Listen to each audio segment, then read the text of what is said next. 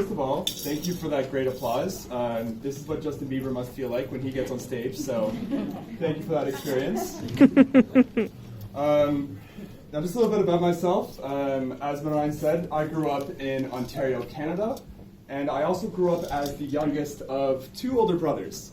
Now, who here also grew up as the youngest in their family? Yeah.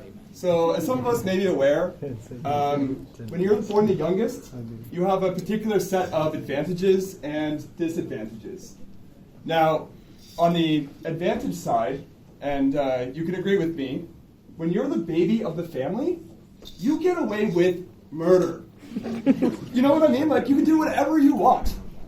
You know, I remember my brother would come home from a party, and he would be like 1 minute late, and he would get grounded for like an entire week. And during that week, he would have to like dust the baseboards or oil the woodwork, or, you know, go pick up dog shit in the backyard. And let me tell you, that last one, particularly awful, because our dog's shits were so big and so plentiful that mice use them as ski resorts in the winter. That's true. That actually happens in Canada. Nobody fact-checked me on that. Whereas if you had me, if I came home late from a party, what's the worst that could happen? Well, I'd be maybe expected to send a text, and even then I only did it when I felt like it. To this day, when I come home, my mom is going to roll out the red carpet straight to the buffet of food waiting for me on the kitchen table, and she's going to have these big tears in her eyes, and she's going to say, "Come here, my baby boy, I've missed you so much." And I'm going to hug her, and I'm going to eat like a king. Whereas when my brothers come home, they get like a pat on the back and a tomato sandwich. "Welcome home, son. Seen your little brother lately?" I'm filming this for my brothers, by the way. So. Now, this is a really, really great advantage, but it comes with a major disadvantage as well. And that is, on the scale of sibling hierarchy, I started from the bottom and then pretty much stayed there for the next 30 years of my life. You know, it's like, do you guys know what a multi-level marketing scheme is?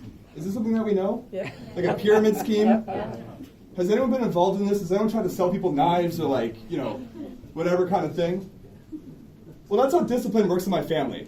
Like, my parents kind of sit at the top, and they deliver discipline like level to level, brother to brother, until you get to me. And that's the real kicker. Because a parent, by no means, could ever discipline their child by putting them in a headlock. But an older brother can. So, my oldest brother would be Charles. He is a born diplomat and kind of served as the mediator between my middle brother and myself. Whereas my middle brother wasn't so much of a diplomat. He was more like a lawmaker. And he kind of made these laws with a near like militant dedication.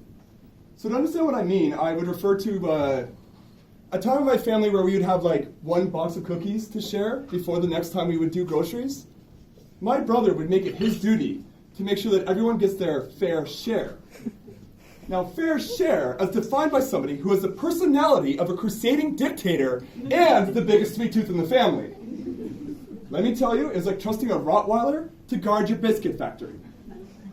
And if you don't think that my middle brother counted out every single cookie in that box every single morning, then you may not understand why we called him Food Cop growing up. Now, my story begins one morning. I think it must have been like a summer morning, and I came downstairs to discover a single slice of leftover pizza waiting just for me. Now, in a world dominated by Food Cop's regime, again, sorry, Andrew, in a world dominated by Food Cop's regime, this was like a total blessing. So I saw this pizza, I snatched it up, and I went to go see my brothers who were playing computer games in the office. Now, to paint that scene, you could picture my brother kind of sitting at the computer, and he's got his hand over keyboard and his hand over mouse, and he's kind of coveting the rule of his kingdom. Whereas my middle brother is like one of those like fantasy advisory characters, like in Lord of the Rings, the ones who are like, "Yes, we shouldn't trust the hobbits. Don't do it." And my older brother's like, "Silence! We must do with this attack." And then there's me, you know, lowest in the court, bottom of the food chain. I, with no space left at the desk, have to go sit on the dog couch. Now, the dog couch, for those who may not have grown up with dogs, was the preferred seating place of our dogs. It was decrepit, it was musty, it was covered in dog hair. But the point is that our family is held so emotionally hostage that we don't dare remove this couch because it might upset them. So there I am, lowest in the court, sitting on the dog couch. No, I'm not sitting there, I'm a guest. No, not a guest, I am a seat warmer on that dog couch. But it doesn't matter. I don't get to play computer games, I just get to eat my pizza. But just as I'm about to bite into that pizza, I feel this weird itch on my arm. What's that about? So I scratch it, it goes away. No big problem. But then it happens again. And again. And by the third time, I'm thinking something is up with this dog couch. So I say to my brothers, hey guys, something's up with the dog couch. To which they go, no, it's not, Phil, don't be ridiculous. And then they probably told me to fuck off, but this is a PG-13 story, so we'll keep the language to a minimum, please. So, I'm outnumbered. Nothing's wrong with the dog couch, of course. So, I just move to the next seat.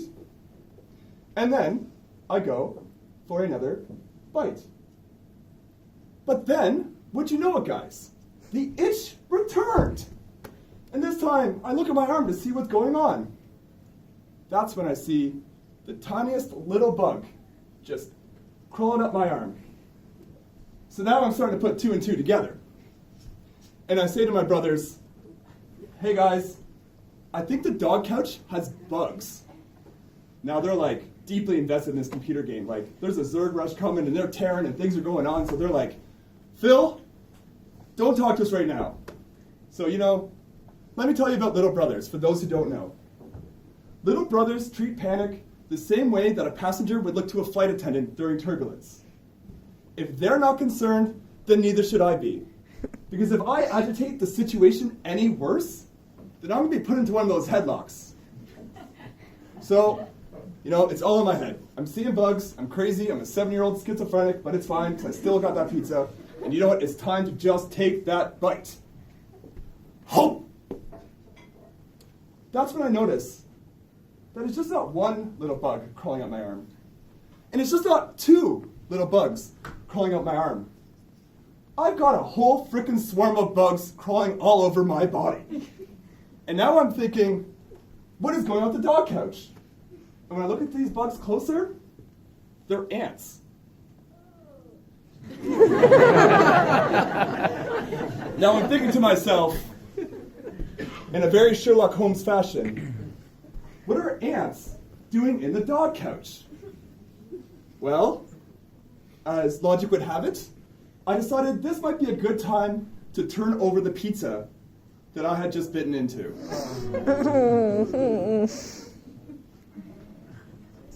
I let out a sound that no one should hear from a 7-year-old boy. And I immediately chucked that pizza right into the trash. And that finally caught the attention of my brothers. And as I sat at the computer and peeled away from the keyboard, they looked into the trash can. And that's when they saw it. An overturned pizza swarming with ants. Lekker. Yeah, exactly. I still remember their collective laughter as I had to run up to the stairs, right to the shower, to get rid of these bugs in my body. Now, to be perfectly honest, my brothers were actually quite merciful in their teasing of me. They didn't call me ant eater. They didn't say I had ants in my pants. It's actually my belief that there were so many things that they could call me that they simply balked under pressure of just trying to choose one. But let me tell you, and this is why I can tell this story so passionately today, if they were to call me anything, they should call me trendsetter. Because you know what? You know what, guys? It's 2020, and if you check the news, we're going to be facing a food shortage any day now. And I'm ready. I really am. I even have a nickname for my late night snackery. Phil's Anteria, knowing only the best since 1998. Bon appetit.